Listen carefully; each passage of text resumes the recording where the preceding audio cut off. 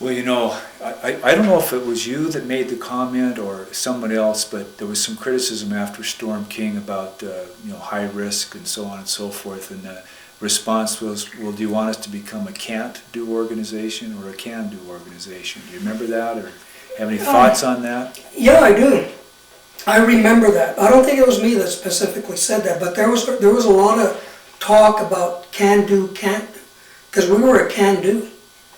And you know, I may have said some things. I mean, those were very stressful days, and they were offensive to people. But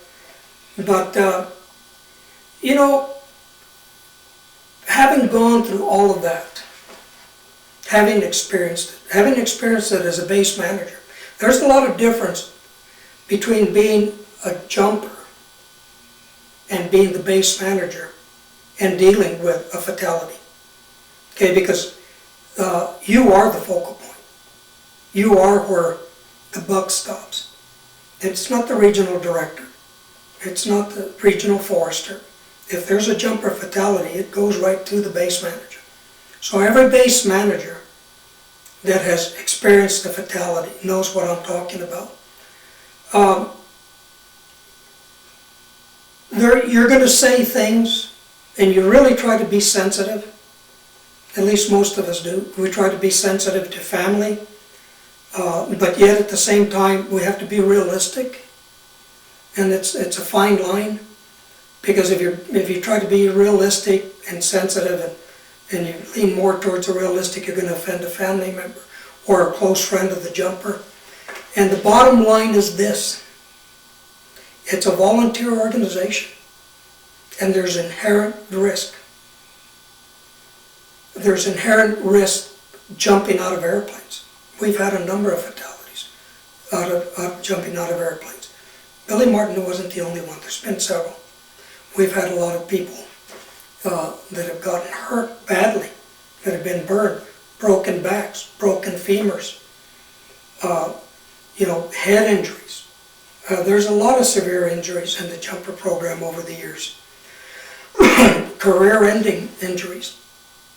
So for us to, within the community, whether you're internal or external, but still part of the Smokejumper community, if you think that there aren't going to be any fatalities, and you think there are never going to be any injuries, and everything's going to be just one great jump story after another, you're wrong.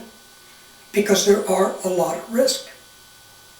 Helicopters, snags. How many people do we know of that have been hit by a snag that almost killed? The first jumper killed, the triple nickel, was a snag, or he fell out of a tree. So, yeah, you know, you probably do say things, but is it malicious? Not at all. You think it's still a can-do organization? I do. I damn sure do. A jumper is a jumper. There's this certain pride. They're different. We were different when I was a rookie to the old guys. The new guys to me now are different, you know, but there's this core of being a jumper.